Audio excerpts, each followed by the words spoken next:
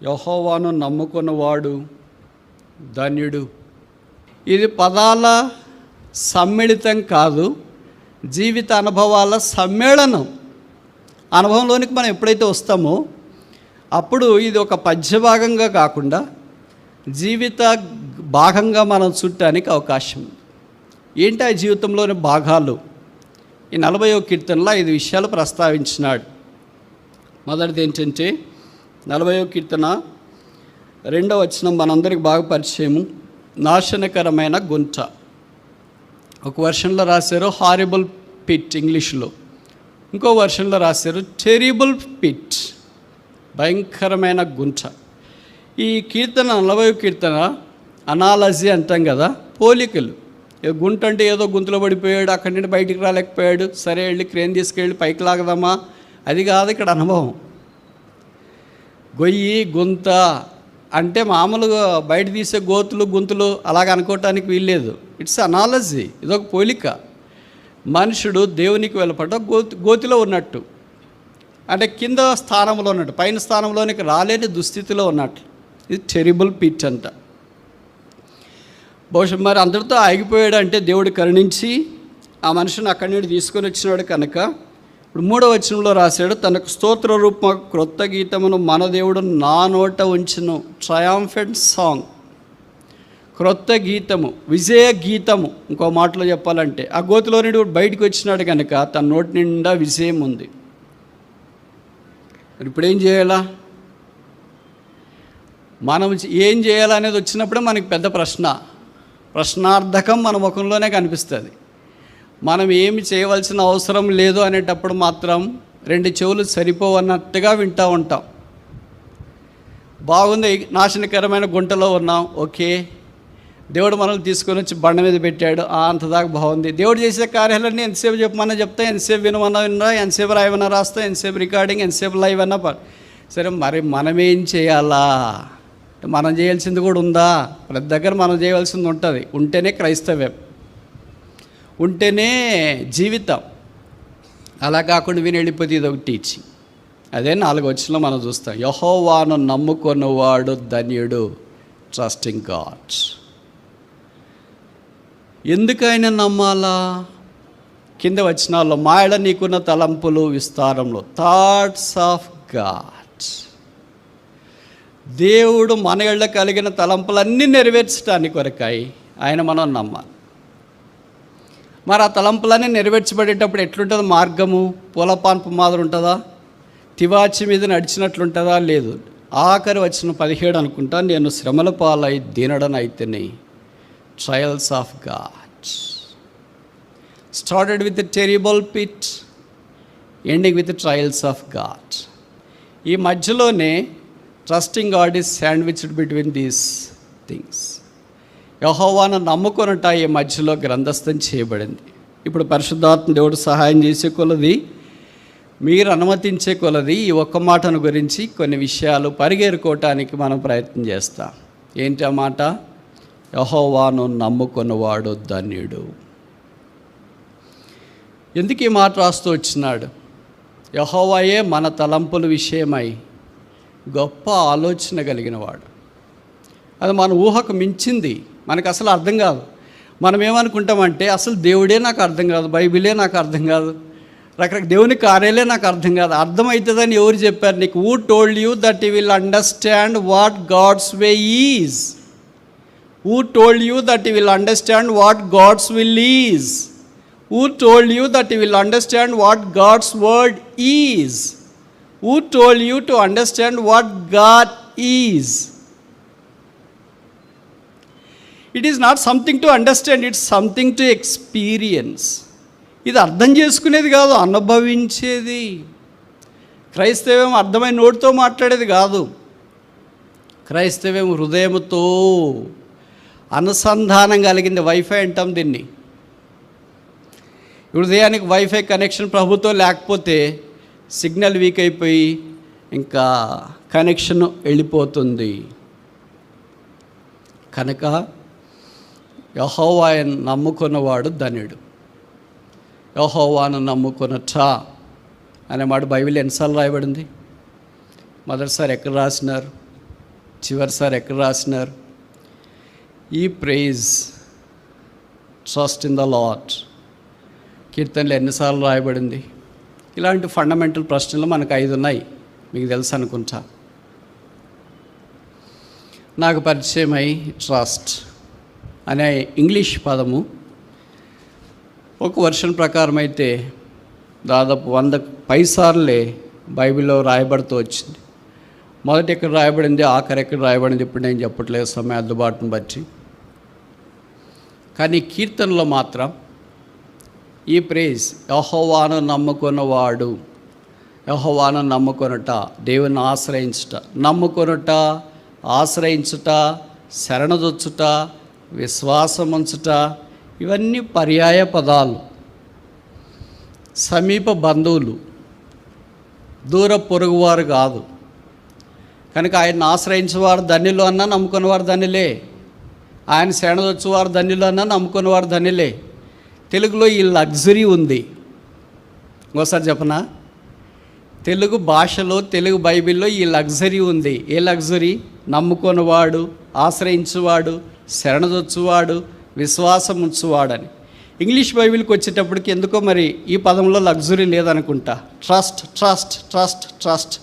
ఎవరైనా కావాలి, శరణదొచ్చిన ట్రస్టే, నమ్మిన ట్రస్టే, ఆశ్రయించిన ట్రస్టే, విశ్వాసం ఉంచిన ట్రస్టే. ఈ పాత నిబంధనలో ట్రస్ట్ పోయి కొత్త నిబంధనలో ఇంకొక రివైజ్డ్ న్యూ టెస్టిమెంట్ పదం వచ్చింది.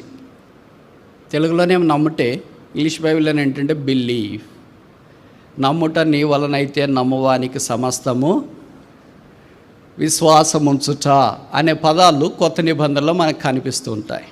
ఇప్పుడు విషయం ఏంటంటే, ఇప్పటిదాకా దేవుని అందరూ నమ్మకోకుండానే ఇంతమంది ఇంత దూరం ఇంత రిస్కున్నా వచ్చినామా? అదే మన ప్రశ్న. మరి బైబిల్ జవాబు చెప్పాలి కదా. యెహోవా యందు నమ్మిక గలవాడు ధన్యుడు అంటే అర్థం ఏంటి? నమ్మిక లేని వాళ్ళంతా ఎవరు? ధన్యులు కాదు. సంతోషంగా లేరు వాళ్ళు, సమాధానంగా లేరు, నెమ్మదితో వాళ్ళు లేరు. వారు దేన్ని నమ్ముతున్నారు? మరి యెహోవాను తప్ప వేరే దాన్ని వాళ్ళు నమ్ముతున్నారు. కనుక యెహోవాను నమ్మువారు అనే ప్రేజ్ 23 సార్లు కీర్తనలో కనిపిస్తుంది, 23 టైమ్స్ అట్లీస్ట్. అంటే కీర్తనలో దేవుని నమ్మటం ఎంత ప్రాముఖ్యమో మనకు కీర్తనకారులు జ్ఞాపకం చేస్తూ ఉన్నారు. మనమేమనుకుంటామంటే దీన్ని తప్ప మనం ఏదైనా నమ్మొచ్చు అని అనుకుంటాం.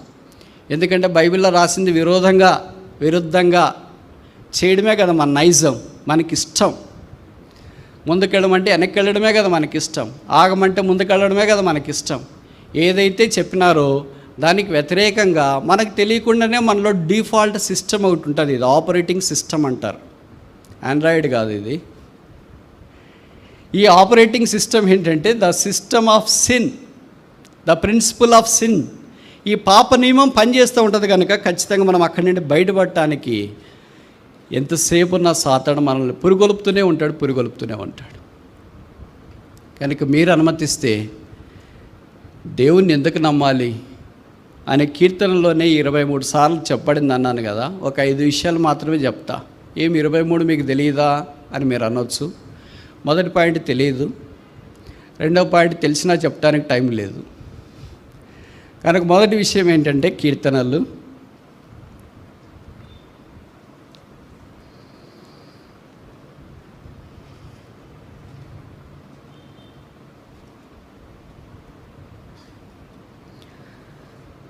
Psalm 4 4వ కీర్తన 5వ వచనం. Psalm 4 verse 5. నీతియుక్తమైన బలులు అర్పించు యెహోవాను ఏం చేయాల? నమ్ముకొనుడి. యెహోవాను నమ్ముకొనుడి. కనుక మొదట దేవుని ఎందుకు నమ్ముకోవాలా? Trust the Lord for the salvation. రక్షణ కొరకై నమ్ముకోవాలి. పాత నిబంధనలో ఈ బలులు అర్పించి అని అన్నారు. కొత్త నిబంధనకు వచ్చేటప్పటికి ఇంక మన బలులు ఎంత మాత్రం మన పాపాలను తీసివేయలేకపోయినాయి. అందుకే సదాకాలం నిల్చుండి బలి, ఒకే ఒక బలి, దేవుని గొర్రెపిల్లని యేసుక్రీస్తు ప్రభువారు మనందరి కొరకే బలి కావటానికి భూమి మీదకి మానవుడిగా దిగి వచ్చినాడు. పాపం లేని గొర్రెపిల్ల, పాపం చేయని గొర్రెపిల్ల, పాపముగా పరిగణించబడటానికి ఇష్టపడిన గొర్రెపిల్ల, జగదుత్పత్తి మొదలుకొని దేవుడు సిద్ధపరచున్న గొర్రెపిల్లని యేసుక్రీస్తు ప్రభువారు మన పాపములన్నీ భరించుట కొరకే మానవుడిగా రక్తమాంసం భరించి లేదా ధరించి సామాన్యుడిగా, దీనుడిగా, రిక్తుడిగా ఈ భూమి మీదకి దిగి వచ్చినాడు. ఆయన మన పాపాలు మోసుకొని సెలువు మీదకి వెళ్ళి తల మీద ముళ్ళ కిరీటం, ముఖం మీద ఉమ్మి, చేతుల్లో మేకులు, దేహమంతా కోడా దెబ్బలు, ప్రక్కలో బల్లెపోటు, ఆకాశానికి భూమికి మధ్యలో వేలాడుతూ మనుషుని యొక్క పాపముగా చేయబడిన ఆ యేసును దేవుడు శిలువలో విడిచిపెట్టాడు. అందుకే యేసుప్రభు అన్నాడు, నా దేవా నా దేవా నన్నెందుకు విడిచితివి. యేసుప్రభు రక్తము కార్చి చనిపోయి సమాధి చేయబడి తిరిగి లేపబడడం ద్వారా పరలోక స్థలములో సదాకాలము నిలిచిందే ఆ ఒక్క బలిని అర్పించి మన కొరకై నిత్య రక్షణ సిద్ధపరిచినాడు.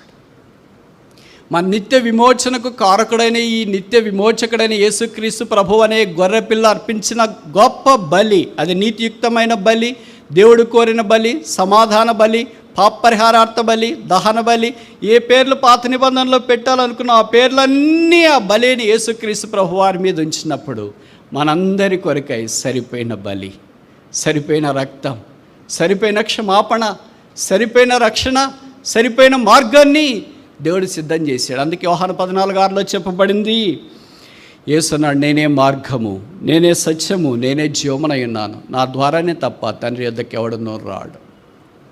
దేవుని మాటలు వింటున్నా యవనస్తులారా, ఒకవేళ ఆఫ్లైన్లో వింటున్నా, లైవ్లో వింటున్నా, ఇంకా యేసుని నువ్వు అంగీకరించకుండా ఉంటే, పాప క్షమాపణ పొందకుండా ఉంటే, నేను ఈ మాటలు చెప్తున్నా మీరు అనొచ్చు, మేము దేవుని నమ్ముకోకుండా ఎలాగుంటామండి, క్రైస్తవ కుటుంబంలోనే పుట్టాము, బాప్తిస్మ ఇచ్చినారు, ఇదే వీబీఎస్కి వచ్చినాము, యూత్ క్యాంప్స్లో పాలు పొందినాము, మా నాన్నగారు సండే క్లాస్ టీచర్, మా అమ్మ సండే క్లాస్ టీచరు, లేకపోతే ఎల్డర్లు, బాధ్యత వహించేవారు, సేవకులు, బోధకులు, కాపర్లు ఎవరైనా కావచ్చు. నీవు యేసును రక్షకుడిగా అంగీకరించినావా? నీ పాపాలు క్షమించబడ్డాయా? నీ జీవితం మార్చబడుతుందా, మార్చబడిందా? లోకమంతా ఒక్కసారిగా చాప చుట్టినట్లుగా, చాటతో తూర్పారబట్టినట్లుగా, చీపురతో తుడిచినట్లుగా, గాలికి ఎగిరిపోతున్న పొట్టు వల్లే పైకి కిందికి కొట్టిమిట్టాడుతున్న ఈ దినాల్లో కూడా రక్షణ లేని నీకు చీమంత కూడా చలనం లేకపోవడం విషాదకరం కాదా? ఒకవేళ జరగకూడదు నీకే జరిగితే, దాపరించకూడదు నీకే దాపరిస్తే, రాకూడదు నీకే వస్తే, ఈ లోకం నువ్వు విడిచిపెట్టే పరిస్థితి నీకు వస్తే, నీ దినం అయిపోయింది ఇంకొచ్చేసాయి, నేతగానే నాడు వల్లే నువ్వు ఆగిపోయే దినం ఒకటి వస్తే, బండి చక్రం వల్లే ఆగిపోయే దినం ఒకటి వస్తే, నీ పాపానికి ఫుల్ స్టాప్ పెట్టుబడే ఒక దినం అనేది ఒకటి వస్తే, ఈ లోకాన్ని విడిచిపెడితే ఎక్కడికి వెళ్తావు గుర్తించినావా? ఒకవేళ యేసుని ఎరగకపోతే నరకంలోకి వెళితే, మీ నాన్నగారు ఉన్నా, అమ్మగారు ఉన్నా, ఇదే స్థలానికి వచ్చిన వీబీఎస్లు ఉన్నా, యూత్ క్యాంపులు ఉన్నా, పాలు పొందిన పరిచయాలు, అన్ని కార్యక్రమాల్లో ఉన్న రక్షణార్థమైన వెలుగు నీ హృదయంతరంగంలో ప్రవేశించడానికి నువ్వు అంగీకరించలేదు, తెరవలేదు కనుక భవిష్యత్తు నువ్వు నరకంలోనికి వెళితే నీకంటే నష్టపోయిన వ్యక్తి ఇంకెవరుంటారు? ఈ సాయంకాలము దేవుని యొక్క ప్రేమ వర్తమానం నీ ఎద్దుకు వస్తుంది. లోకంలో చూస్తున్న సంగతులని నాకు కాదనుకోవద్దు, నా దగ్గరికి రాలేదులే అనుకోవద్దు, నా దగ్గరకు వచ్చినప్పుడు చూస్తావులేని అనుకోవద్దు, నాకు జరిగితేనే కదా అని అనుకోవద్దు. చుట్టుపక్కలన్నీ జరుగుతున్నప్పుడు నీకేమనిపిస్తుంది? కళ్ళుండి చూస్తున్నావు కదా, చెవులుండి వింటున్నావు కదా, మనసుని గ్రహిస్తున్నావు కదా, కాళ్ళుండి నడుస్తున్నావు కదా, సంగతులన్నీ నీకు అర్థమవుతున్నాయి కదా. అయినా దేవుని అనుగ్రహ ఐశ్వర్యం మారు మనసు పొందుటకు నేను ప్రేరేపించుతాన్ని ఎరగక ఆయన సహనాన్ని, దీర్ఘశాంతాన్ని తృణీకరించడానికి ధైర్యం చేస్తావా? నేడే రక్షణ దినం. ప్రభువైన యేసునందు విశ్వాసం ఉంచుము, అప్పుడు నీవును నీ ఇంటి వారిను రక్షణ పొందెదరు. ఆ యేసును అంగీకరించకపోతే నువ్వెంత చదువుతున్నా, నువ్వు మెడిసిన్ చేస్తున్నా, ఇంజనీరింగ్ చేస్తున్నా, ఎంబీఏ చేస్తున్నా, ఫార్మాకాలజీ చేస్తున్నా, లేకపోతే ఇంకే చదువు, ఎంత గొప్ప స్థానంలో ఉన్నా, గొప్ప ఉద్యోగంలో ఉన్నా, గొప్ప కుటుంబం కలిగిన, సమస్తము నీవు కలిగిన, నీవు ధన్యుడు అని బైబిల్లో చెప్పబడలేదు. యెహోవాను నమ్ముకున్నవాడు ధన్యుడు. ఈ సాయంకాలం ఈ ధన్యతలోనికి రావాలని కోరుతున్నావా? ప్రభువైన యేసునందు విశ్వాసం ఉంచుము, అప్పుడు నీవును నీ ఇంటి వారిలో రక్షణ పొందుతారు. కనుక మొదటిది ఏంటంటే, trust the Lord for the salvation. రక్షణ కొరకు యెహోవాను నమ్ముకొనుడి. రెండోది చూస్తామా? కీర్తనలు 73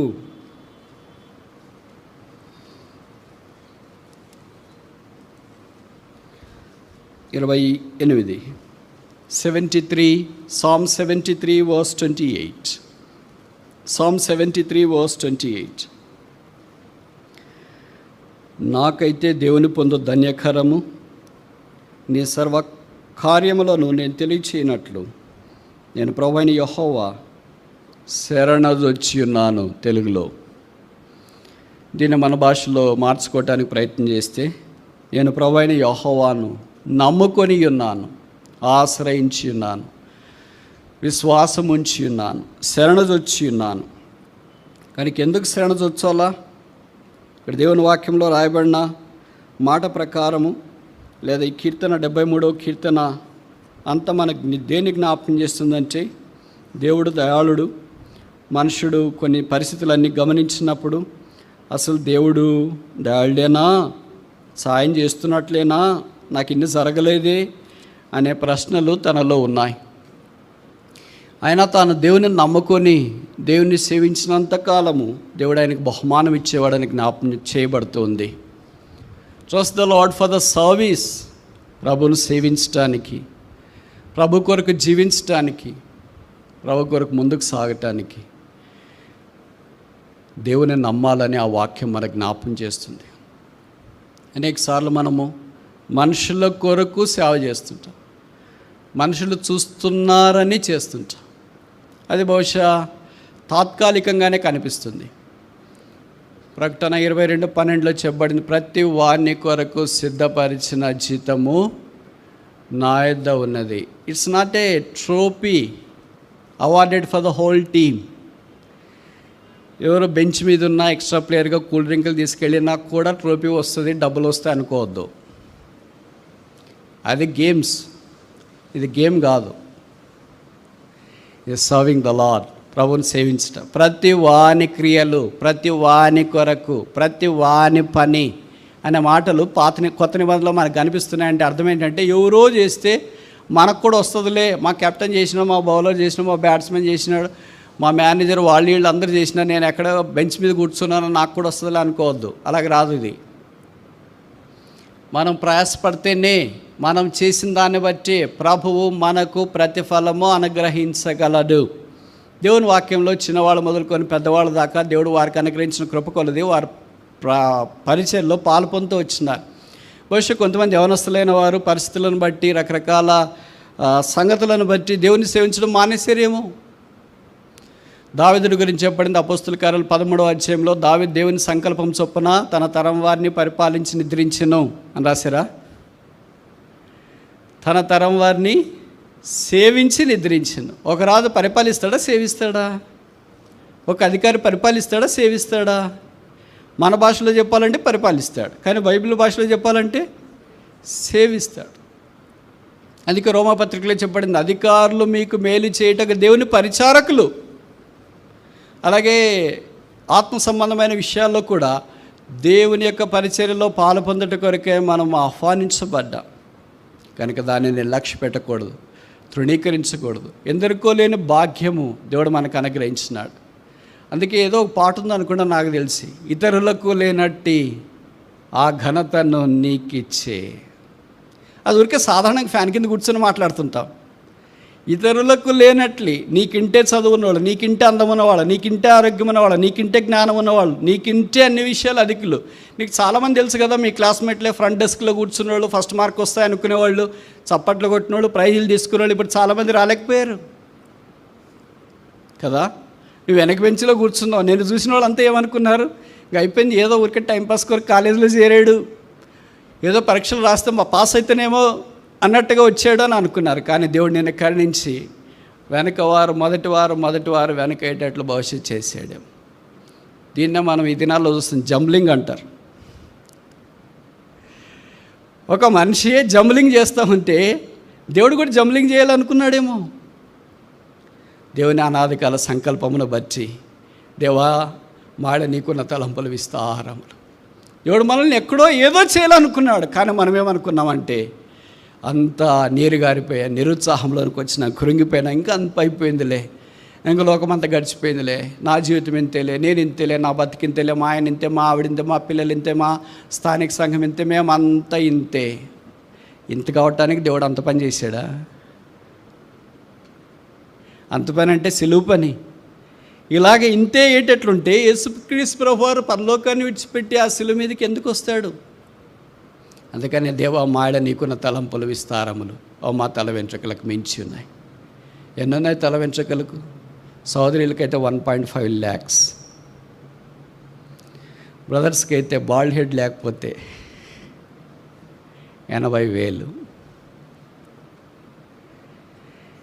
ఈ ఊరికే లెక్క, టెంటేటివ్ లెక్క. ఇంకా రోమబలం ఉన్నోళ్ళకి ఇంకెక్కువ ఉంటేమో తెలియదు. అంటే ఇది పోలిక, అనాలజీ అంతే. అందుకే 41 నేను ఇందాక చెప్పాను కదా, నాశనకరమైన గుంటన్నా లెక్కకు మించి ఉన్నాయన్నా, ఇవన్నీ ఆల్ అనాలజీస్, ఫిగరేటివ్ ఎక్స్ప్రెషన్. ఇంక చెప్పడానికి లేదు కనుక ఏదో ఒకటి చెప్పాలి కదా. ఏదో ఒకటి చెప్పాలంటే ఒక పోలిక, మనం అర్థం చేసుకునే పోలిక ఒకటి చెప్పాలి కదా. అందుకే పరిశుద్ధాత్మ దేవుడు మనం అర్థం చేసుకోవటానికి ఇలాంటి కొన్ని పోలికలు ఇక్కడ ఉదాహరించినట్లు వాక్యంలో మనం చూస్తాం.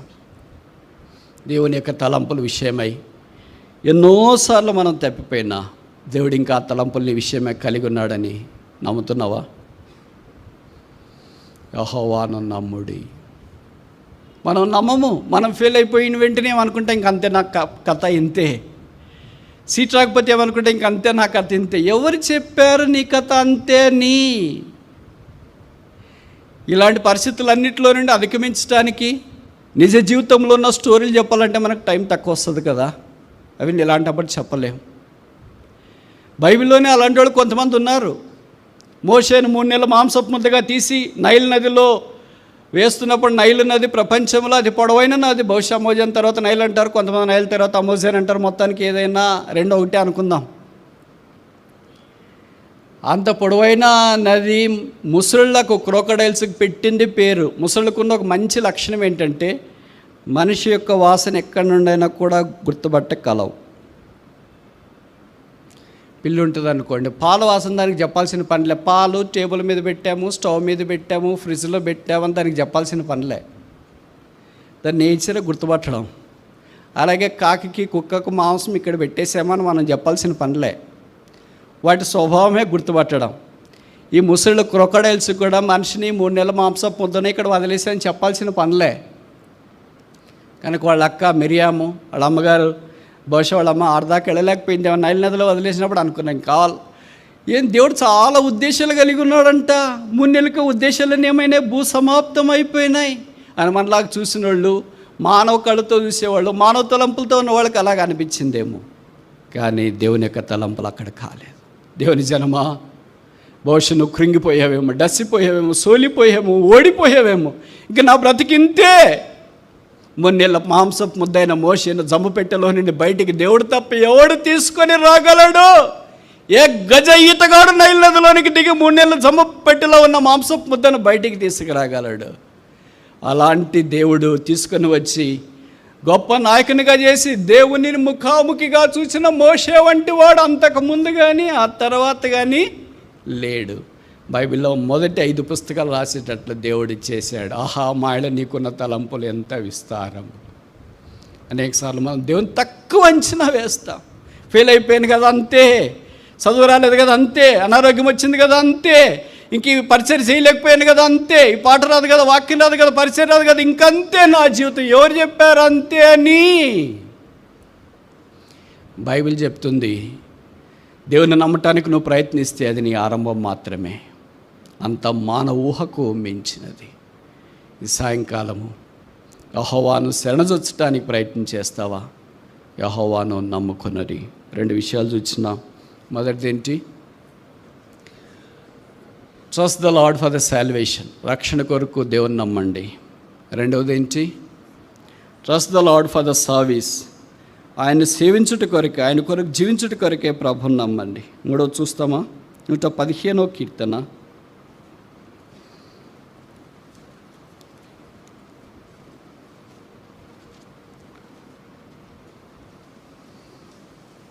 115వ కీర్తన 10వ వచనం. Psalm 115 verse 10. అహరోను వంశస్థులారా, యెహోవాను నమ్ముకునుడి, ఆయన వారికి సహాయం, వారికి కేడెము. యెహోవా యందు భయభక్తులు గలవారులారా, యెహోవా యందు నమ్మిక ఉంచుడి, ఆయన వారికి సహాయము, వారికి కేడెము. సహాయము. ఎలాంటి సహాయము? మనది ఏంటంటే నమ్మదగని సహాయం. ఎవరైనా మనకు అడిగారు అనుకోండి, బ్రదర్ ఒక 1000 రూపాయలు ఇవ్వండి ఫీజు కట్టాలా అని అన్నారు. మనం తప్పించుకోవటానికి సాధారణంగా రేపు రండి చూస్తాం, ఈరోజు తప్పించుకోవాలి కదా. వాళ్ళు నిజంగా మనల్ని రేపు వస్తారు, రేపు మనం ఉంటే కదా అక్కడ, తప్పించుకోవడానికి ట్రై చేస్తుంటాం. అప్పుడు ఏమనుకుంటారు వాళ్ళు, వచ్చిన వాళ్ళు, అయ్యో హ్యాండ్ ఇచ్చినాడు బ్రదర్ వస్తానన్నాడు, రమ్మని చెప్పాడు కానీ వస్తే ఇక్కడ లేడే అని అనుకుంటాం.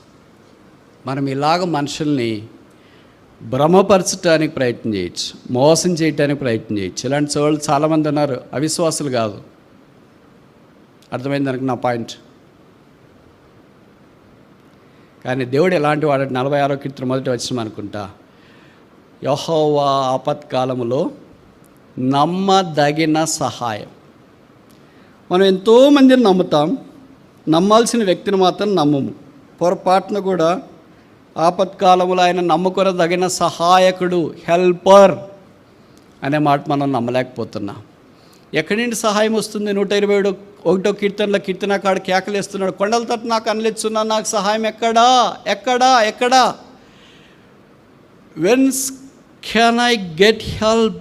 ఎక్కడి నుండి నాకు సహాయం వస్తుంది? దేవుని పేరే సహాయకుడు. సహాయం చేయటం నైజం. మనమేమి రాసింది, నేను మీకు ఏమైనా సహాయం చేయగలనా? అది కాల్ సెంటర్లో వర్డ్.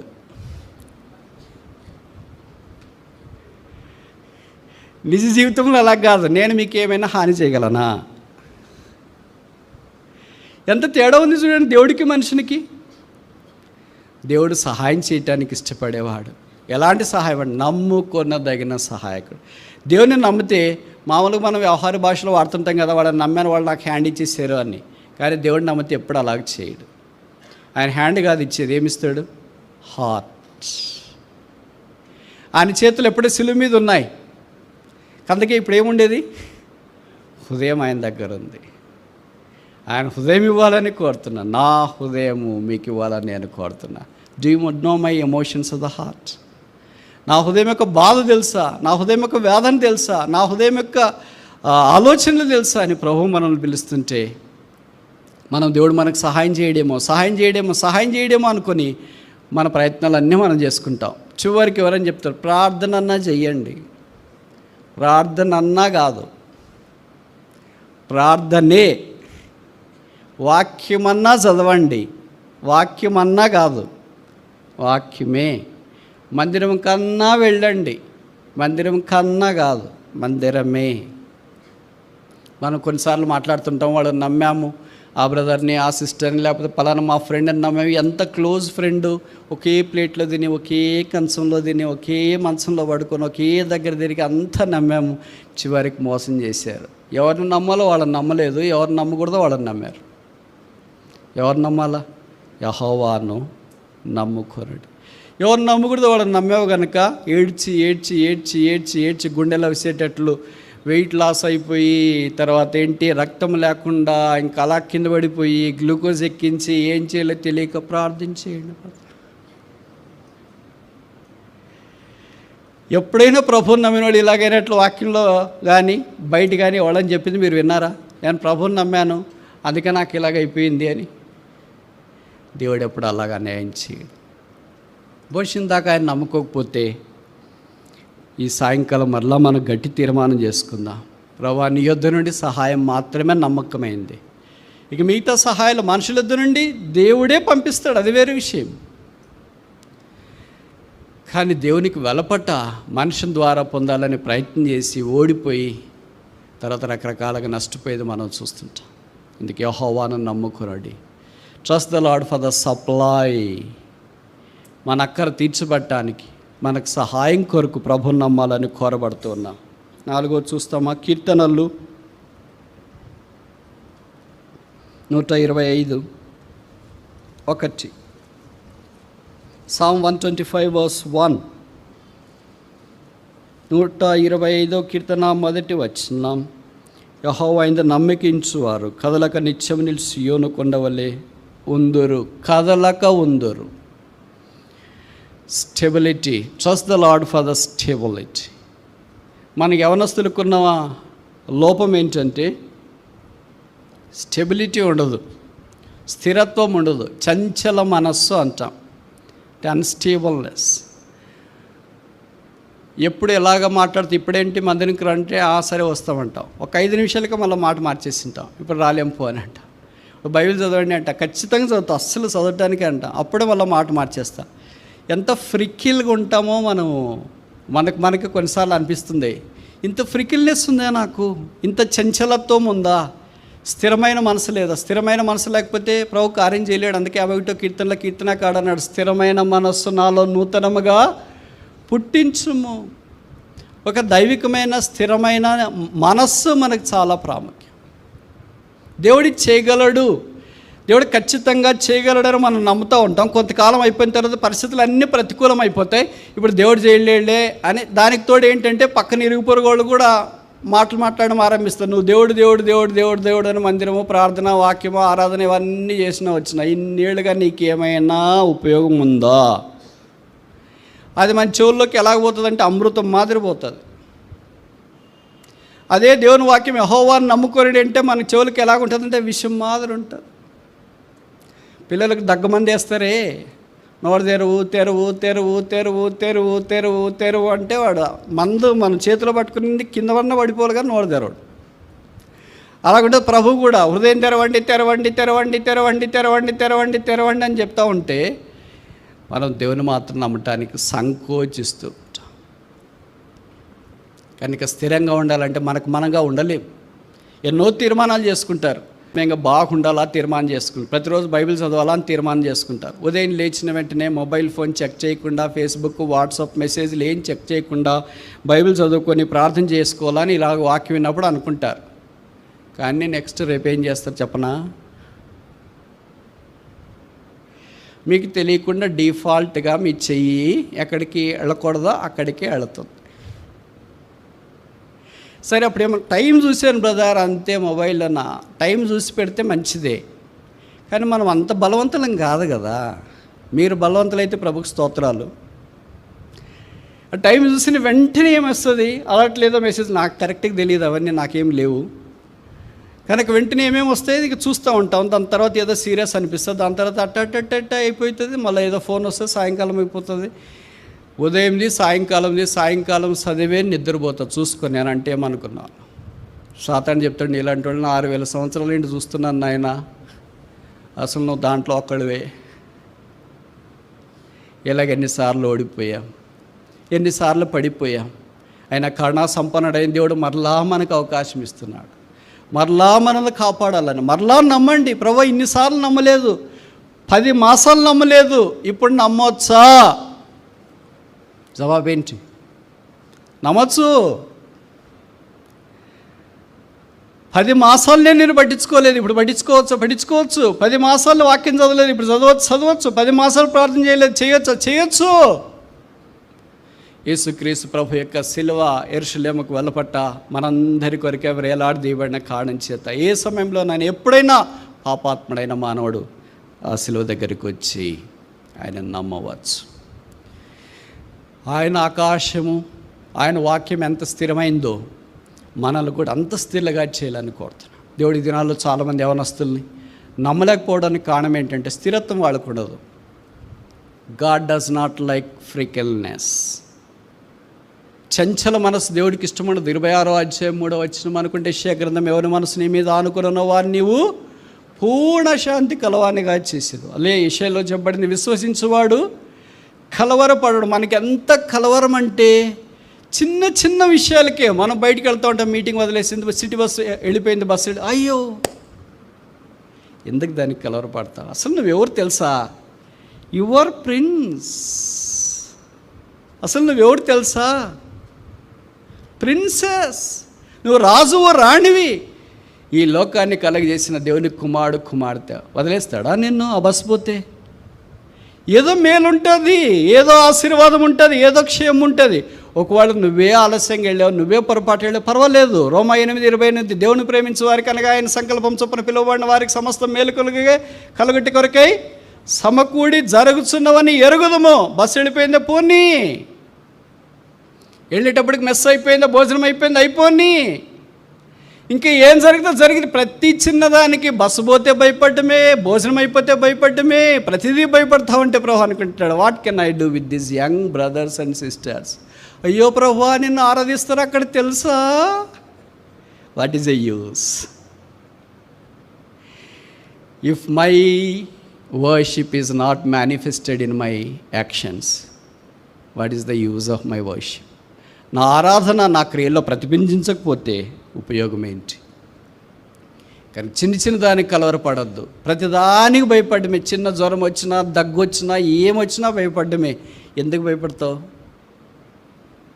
ప్రభువు వారికి తెలియకుండా ఏమైనా వస్తుందని అనుకుంటారా? బైబిల్లో రాయబడింది కదా, వెంట్రుక కిందకి పడేది కూడా తల వెంట్రుక దేవుడికి తెలిసే జరుగుతుందంట. ఆయనకి తెలియకుండా ఏం జరగదు. కాకపోతే మనం మనుషులం, రక్త మాంసాలు కలిగి ఉన్నాం. ఎమోషన్స్ అన్నీ అప్పుడే వస్తాయి, మిగతా సందర్భంలో రావు. అవి ఎక్కడుంటాయి? గడ్డు కట్టుకుని పోయి ఉంటాయి, లోతు బారికి అంటుకున్నట్లు అంటుకొని ఉంటుంది. 5వ దాకా చూసి ముగిస్తామా? 118వ కీర్తన, Psalm 118.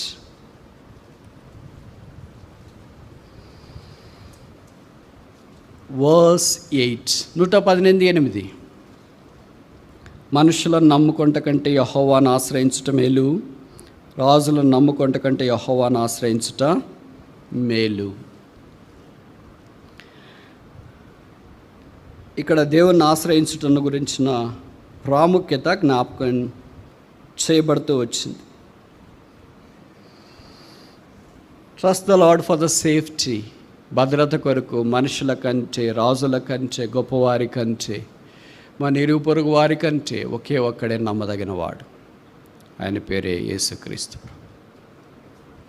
మనందరికీ పరిచయం అనుకుంటా బైబిల్లోని మధ్య వచ్చిన మిడిల్ వర్స్ ఏది అని క్విజ్లో పిల్లప్పుడు అడిగేవాళ్ళు. ఇప్పుడు అది చిన్న క్వశ్చన్ అయిపోయింది, అందుకే పెద్ద అడుగుతున్నారు. 118:8 అని చాలామంది విద్యార్థులు అంటూ ఉంటారు. మరి బైబిల్లో సెంట్రల్ వర్స్ యొక్క థీమ్ ఏంటి? మన పాపమా? ఇక్కడే ఈ సెంట్రల్ వర్స్లోనే నా పాపాన్ని గురించి రాసినారనుకో, నేను ఘోర పాపిని, అయ్యో నన్ను ఈ పరిస్థితిలో నుండి ఆడు విడిపించగలడని పౌలు వేసిన కేక, లేదా 51వ కీర్తనలో దావీదు వేసిన కేక, తల్లి గర్భంలోనే నేను పాపిగా ఉంటిని అనే కేక ఇక్కడ రాసిందనుకో, బహుశా నాకేం అంత ఉపయోగం ఉండేది కాదేమో. కానీ the central verse of the Bible speaks louder and taller about our responsibility toward God. దేవుని ఎడల మనకున్న బాధ్యత అనగా ఆయన నమ్ముటను గురించి జ్ఞాపకం చేయబడుతుంది. ఇది మనకేం జ్ఞాపకం చేస్తుందంటే, the centrality of the Christian life is trusting God. దేవుని నమ్ముట. ఎలాగ నమ్మాలి బ్రదర్? పరిస్థితులన్నీ ప్రతికూలంగా ఉండేది. ఇది నమ్మడం అనేది ప్రతిరోజు జరిగే అభ్యాసము. ఎవరైనా దీంట్లో ఎక్స్పర్ట్స్ కాలేదు, ఎవరైనా దీంట్లో ప్రొఫెసర్లు కాలేదు, ఎవరైనా దీంట్లో గొప్పవాళ్ళు కాలేదు. ఇది అందరూ వెళుతున్న మార్గమే. కొంతమంది ఎక్కువ పోరాటముల గుండా వెళుతుండవచ్చు, కొంతమంది తక్కువ పోరాటాల గుండా వెళుతుండవచ్చు. కనుక బహుశా హైదరాబాద్కి దేవుడు నేను ఒక ఉద్దేశం తీసుకొచ్చాడేమో.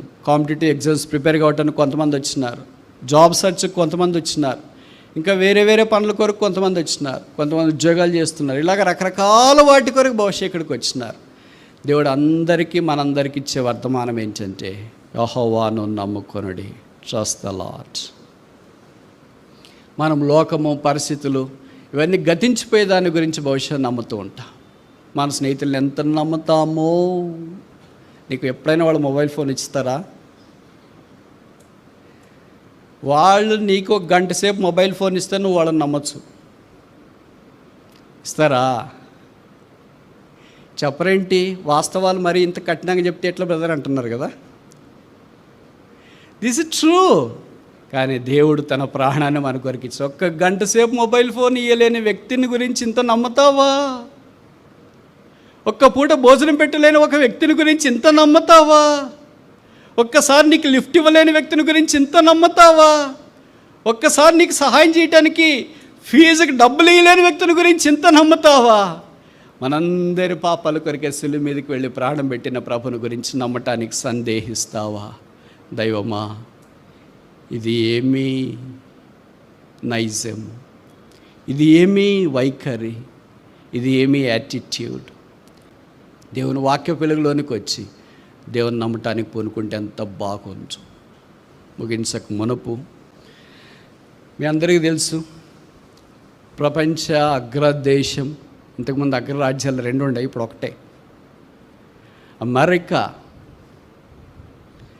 అమెరికా కరెన్సీ డాలర్, దాంట్లో ఒక క్యాప్షన్ రాసింటారు, మీకు తెలుసు కదా, ఇన్ గాడ్ వి ట్రస్ట్.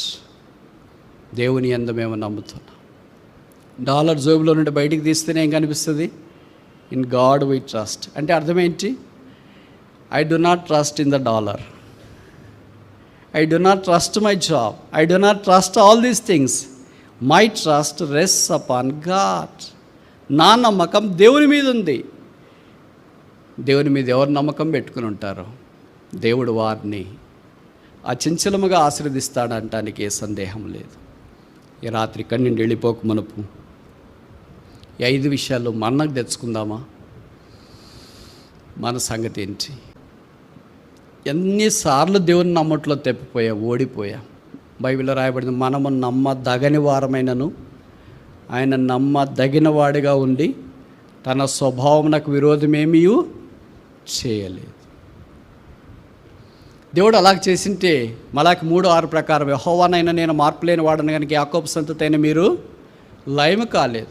దేవుడు బహుశా అలాగే చేసింటే బహుశా మనం ఇక్కడ ఉండేవాళ్ళం కాదేమో. ఇక్కడ ఉన్నామంటే దేవుడు మనల్ని కరుణించాలని కోరుతున్నాడు, జాలిపడాలని కోరుతున్నాడు, దయ చూపించాలని కోరుతున్నాడు, సహాయం చేయాలని కోరుతున్నాడు. దేవా, నీ సహాయం నాకు కూడా అవసరం, నీ రక్షణ నాకు అవసరం. I need your salvation, I need your service. నీ పరిచర్య కూడా నాకు అవసరం. ఐ నీడ్ యువర్ సప్లై, నీ సహాయం కూడా నాకు అవసరం. ఐ నీడ్ యువర్ స్టెబిలిటీ, నీ స్థిరత్వం కూడా నాకు అవసరం. 5వది, ఆఖరిది మనం ఈ వాక్యంలో గమనిస్తూ ఉన్నాం. ఆయన నమ్ముట మన జీవితానికి చాలా ప్రాముఖ్యమైనదన్న సంగతి మనము గుర్తించాలి.